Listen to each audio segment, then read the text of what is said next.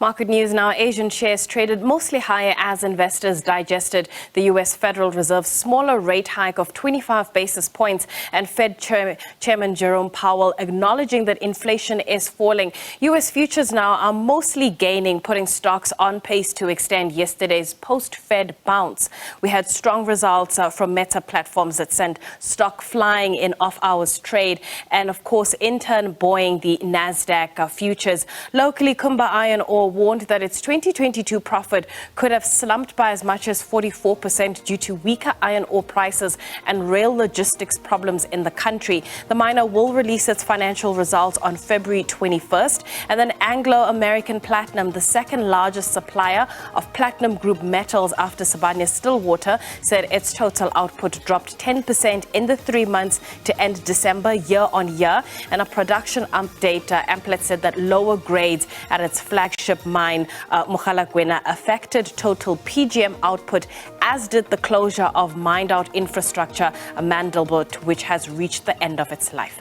To talk to us a little bit more about the market dynamics, we are joined by Thato Mashego, who is from Sanlam Private Wealth. Thato, thank you so much for your time. I mean, let's unpack what we're seeing right now when it comes to the markets post the Fed's press announcement yesterday and that interest rate hike, and also some of the comments, because from what I see, the market seems to believe the rate hiking cycle is over.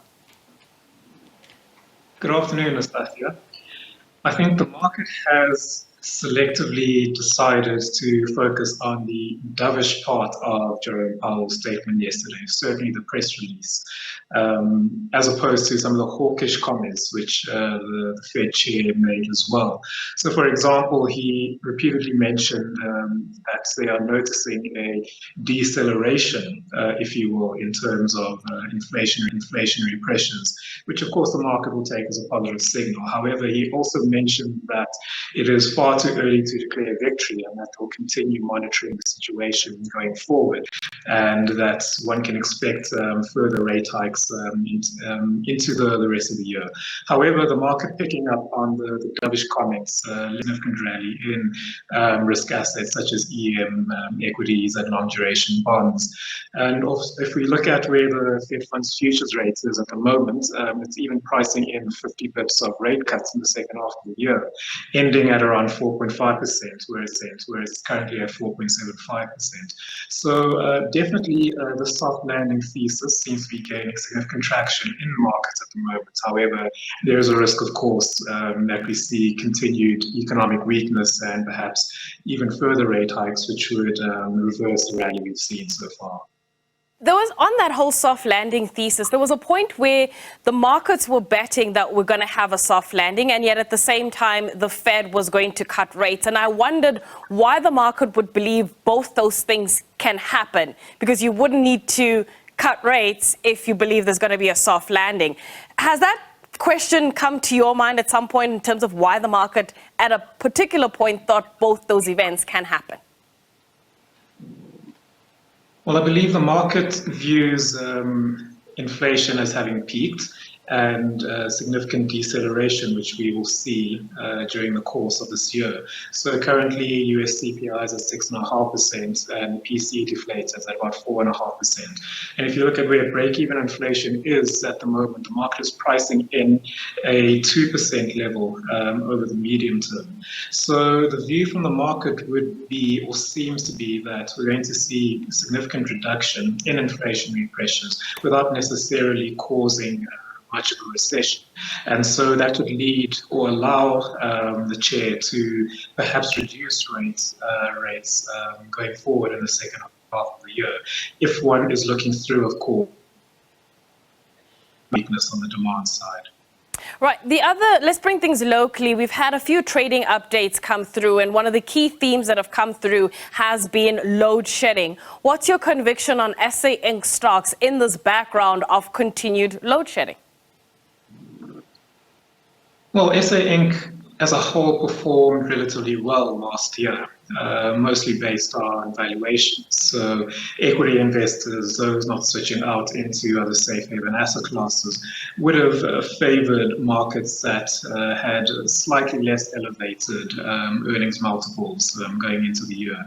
So SA definitely benefited on that side of the equation. However, going forward, one has to consider the earnings base and whether or not companies will be under pressure from an earnings perspective. Load shedding definitely eats into companies' margins. However, perhaps one would argue that some of the larger companies are quite able to take the slight margin hit and as well pass on inflation to consumers where necessary. So as you mentioned, we've seen quite a few updates, such as ShopRite, for instance, mentioning the significant quantum which they're spending on diesel generators. So obviously into the longer term, it begs the question of capex build out for private generation. I think the market may perhaps look favorably upon that, even though it's a short-term cost because it ensures longer-term sustainability. But for the broader economy, it definitely has an impact on small businesses as well as on consumers. So from that perspective, it could be quite concerning. With just a couple of minutes left, your take on earnings season so far in the US and the type of guidance we've received so far? So far, we've seen some fairly positive guidance. Companies in the US have been quick to reduce staff count as a way of battling softening demand at the top line. So we've seen some positive earnings releases from across the board, whether it's in the banking sector, such as Morgan Stanley and Deutsche Bank today. Also on the oil side, but that's obviously due to the energy perspective. Meta, as you mentioned earlier, released their results, Q4 results this year, and that was taken quite positively by the market. We saw revenue only down 4% year on year, whereas the market was expecting a slightly higher figure. So they generated 32 billion compared to 27 billion expectations. And of course, they announced a significant share buyback scheme, which they're going to be implementing going forward of 40 billion. So very positive on that perspective.